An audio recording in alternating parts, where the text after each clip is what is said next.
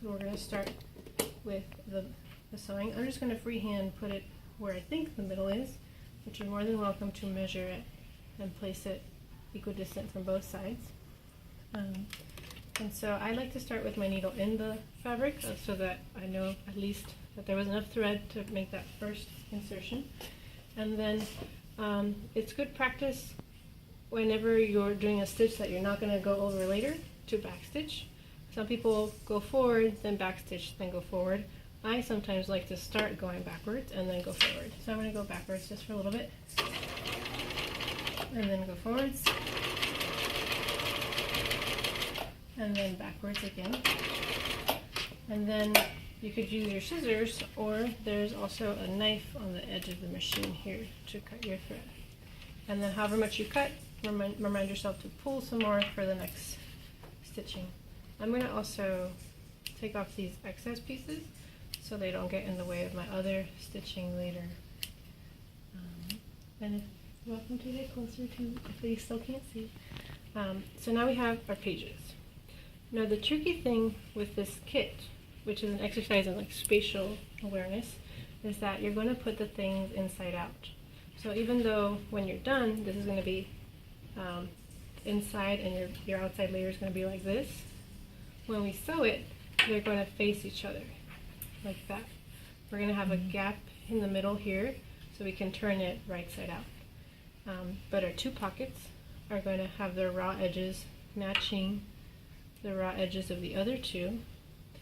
And then just a quick reminder that your seam margin is going to be about 1/2 inch. So if for some reason you're sewing further in, try not to catch your pages. Okay, so these line up like that, and this lines up like that, and you're going to pin. Lots of people get really particular with pinning. They want the pinning to lay flat. But regardless of how well you pin it, this action is going to move the fabric so it's not flat anymore. And then when you put fabric through the machine is also exerting pressure, so you'll notice that it'll feel like your fabric is building up front sometimes. And that's normal, you'll get used to it. You may even develop ways to counter that. So I'm pinning my pieces together. The more you pin, the more you'll have to stop in between stitching to remove your pins.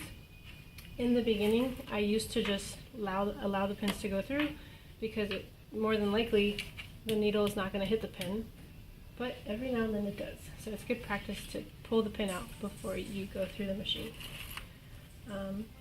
You're welcome to do more than this. I'm just going to do a few.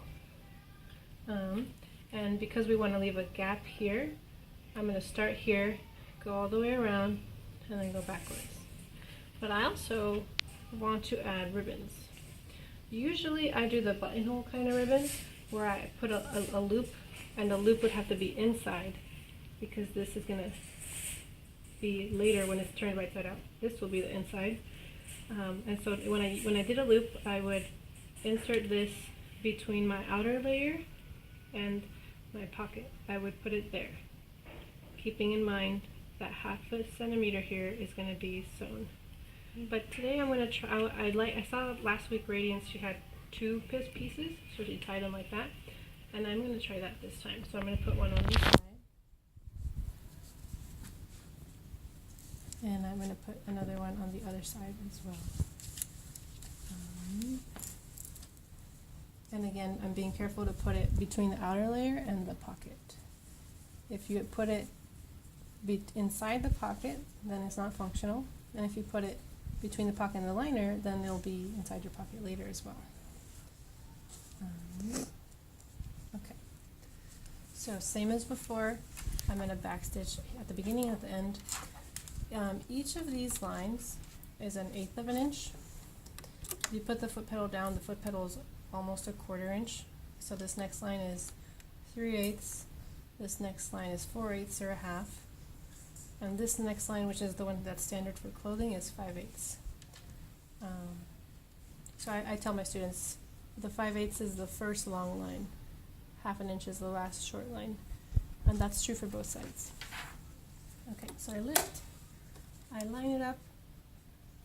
Some people have trouble keeping it in line, and that's when you can put that magnetic guide. But the magnetic guide won't stop the fabric from going over. It's just a reminder for you that that's where you want your seam to be. Okay, so I'm going to stitch. When you get to the corner, sometimes it's easier to turn if your needle is in the fabric.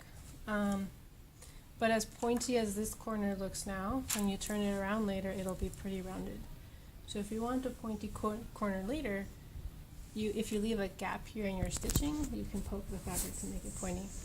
I just noticed that it's set to 5. I want it between 2 and 3. So it's fine there, but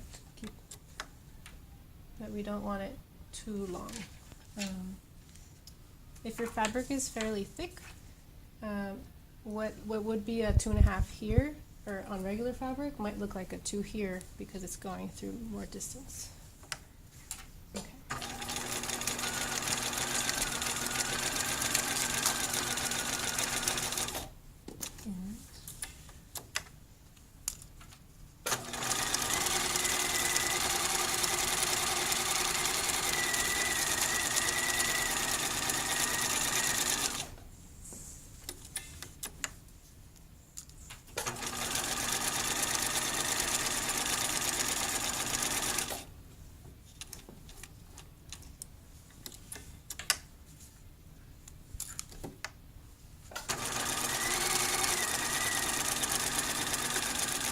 Okay, I think I made my spacing too small. I'm going to have difficulty in a little bit turning this around.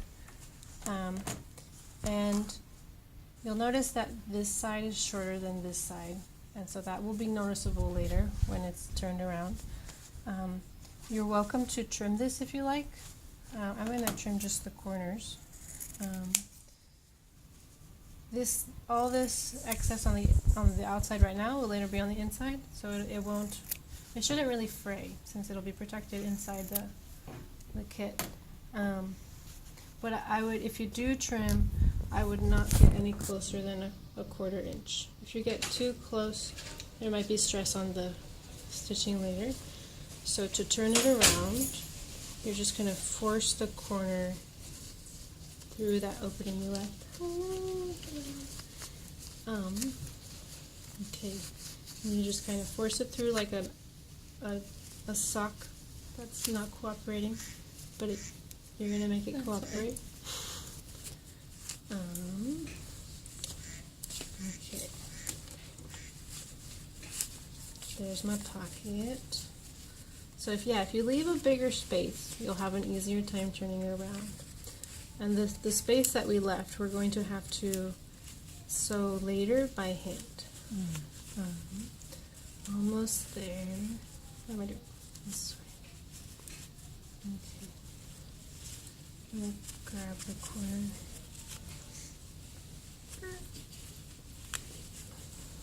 Okay. So yeah, it won't be this difficult if you make the space bigger. Okay, so you might have this happen where it looks like your pockets are on opposite sides. Just flip it. Okay, and there you have your kit. Wow. The end. That's so cute. Thank you. Okay. Okay. Yes. Yay! I appreciate that very much. I think it is.